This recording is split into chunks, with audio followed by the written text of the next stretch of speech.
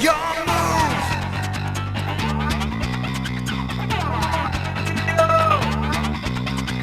It's time to duel. BORTLE here at the DNA Comics Regional in Houston, Texas, August 2018 with the select competitor that made top 8 at the regional. So introduce yourself and what did you play, buddy? Alrighty, so I'm Bastian, and I play today Ritual Beasts. Ritual Beast? Mm-hmm. Oh my goodness. Yeah. What year is this? Oh, let's see that Spikes, man. Time flies, time flies. Okay, to start off, we got 3 monsters, or started with 3 windows. MVP monster of the deck. It was really good, helped me stay alive a lot. I recommend playing it and keeping it at 3. Then we got the standard other tamers, 2 Laura and 1 Wen. Most people like playing 1 Laura, 1 Wen, and 1 of the pendulum monster, but I prefer having Laura at 2, honestly, because it helps out a lot with Link Karibo. And so that came up a couple of times today, so I recommend keeping it at this ratio. Sweet. And then next we got 1 Ritual Beast Lepelia, which I would just probably keep at 1. And then we got the standard Ritual Beast Tamer Elder, and we got the beautiful couple, and 3 other in Pangu. Some people can play 2 if they want to, but I recommend 3, just having the better possibility of opening up Elder or one of these 2. That makes sense. Mm-hmm. And then next I'm moving on is the hand traps, which is 2 Effect Veiler and 3 Ghost Ogre. And so the reasoning behind this was a last minute decision between these hand traps and actual traps, like 3 Mistake and 2 Strike. But a friend of mine recommended just to have them in case if you go up against a Goki, and so you can stop them early if they go first. And so it ended up helping in those matchups, but I mostly face Sky Strikers. Oh, so that's good. Mm-hmm. Okay, and so that's it for the monsters. Moving on to the spells, we have 3 Scapegoat. This came up a couple times. The times they did come up, I still got it decayed anyways, but it does definitely help whenever you're in a tight spot with no monsters and nothing but spells and traps, and you can just get a free link out of it. So definitely recommend trying it out. And then next, starting off, we have Forbidden Chalice, which was okay, but in the theory behind it was just for like whenever I was already facing someone who had a lockdown and they had Firewall Dragon, I wanted to be able to just Forbidden Chalice so I can go off without them interrupting me. But this came up more times like boosting the attack of my guys rather than anything else today. So it's versatile. So I liked it for that. I was able to use it for multiple things, so I recommend playing it at 2. One Telly, pretty standard. Fissure, standard. And then Monster Reborn, the one that won me the game last match, which is really great. And then starting off with the traps. We got 3 Goes in Match MVP, made people scoop probably 3 or 4 times a day. Really? So, yep.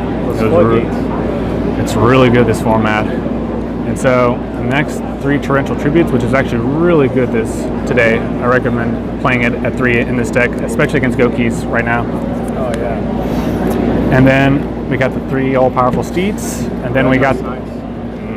It's really good, this format. And then we got the 1 Ambush. The reason why I behind this is because it's just bricking so much and you honestly don't need it at this point with Winda and just keeping it floating. So this is just like a backup if you have nothing else. Okay. And so you don't need more than 1. Because if you don't, it just bricks a lot. So having a 1, you don't brick as much if you draw into it. And so then the final trap is Macrocosmos, which didn't come out as much as I wanted to because it got destroyed almost instantaneously. But Goes Match was the MVP, I would have to say. What's the main deck count? 40. Oh, perfect. Nice. Mm-hmm. And then moving on to the side, we got 2 Call by the Grave, which I basically sided every single game. It's really good, both just banishing monsters in the grave and the hand traps. And then 3 Red Reboot, didn't side it in at all, didn't face any Alter Guys, thankfully. And then we got the Dark Hole and Raigeki, which a couple times I put in just in case against the Gokis, but I never saw it. And then we have 3 Spheres, which is pretty good. I didn't see it in time for Gokis, but I still beat them anyway, so it didn't really matter. Then we got the 2 Skullmeisters, which actually won me my last game and my last match. We were both basically even, and we had nothing on the field, and I just dropped this and attacked it 4 times. Wow. And so that helped me win the game with that, but by itself, it really did help. And then 3 Heavy Storm Duster, which really helped me out a lot as well. Just especially against Sky Striker setting everything, and I was able to pop everything. Again, that's it for the side. Moving on to the extra deck. So we got 2 Ultra Gaia Pelias, This is mostly just for ditching a frame Pangu and for bringing out with window. So it's just a big beater. I haven't brought it out once today with the full effect, so maybe eventually I will someday, but it's mostly just there for big beater. And then we got the old pedal fin, and so you can run 2 if you want, but it's mostly just used to float. The one that needs to go back to 3, but it's still good all the same. So I would just really good. I was able to search way more than I thought I was going to be able to today. So it's really good. And then 2 Ritual Beast Ulti Apelio. People can run 3 of this, but I think it was still fine at 2. So just because of deck space. Then we got 2 of this guy, which helped me OTK I think about 3 times today. It's really good, helps me extend those combos and do what I need to do. Then for the non-Ritual Beast monsters, we got 2 Link Repost, which as I was saying earlier, helped out a lot with lore, with being level 1 and all that. And then we have the one I was trying to test out, Power Code Talker. It's really good. What it does, for people who don't know, is just once per turn I can target one monster they control and negate its effects, and then I contribute 1 card it points to double its attack. So basically it gets over those big boss monsters in theory. So I tried doing that against the Cyber Dragon guy, but he had way too many on the field, so I couldn't do anything. It's like a mini BORTLE sword or something. Mm-hmm. It's really good. And it only requires 3 monsters period, so it's really good for Scapegoat. So then we got a Proxy Dragon, which is just standard for the whole Decode Talker combo. And then we got Guy Saber just for an extra link, and Nightmare Phoenix for backer removal. Very nice. And that sums up the deck. I had a lot of fun today, and I would definitely recommend picking this up if you can only afford $30. Oh wow, $30 it says. Any shout outs, man?